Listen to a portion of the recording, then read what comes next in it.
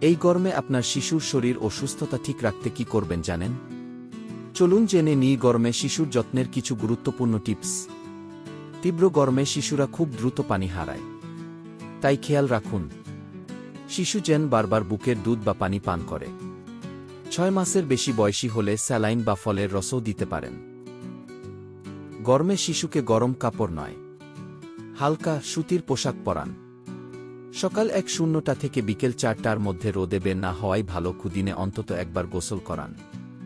নরম তোয়ালে দিয়ে শরীর মুছে দিন। ঘাম জমে গেলে চামড়ার সমস্যা হতে পারে। ঘর যেন ঠান্ডা ও হাওয়া চলাচলযুক্ত থাকে।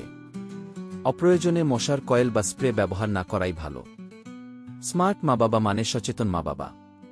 এই গরমে আপনার শিশুর সুস্থতায় এই টিপসগুলো অনুসরণ করুন। সাবস্ক্রাইব করুন, লাইক দিন, বন্ধুদের সাথে শেয়ার করুন।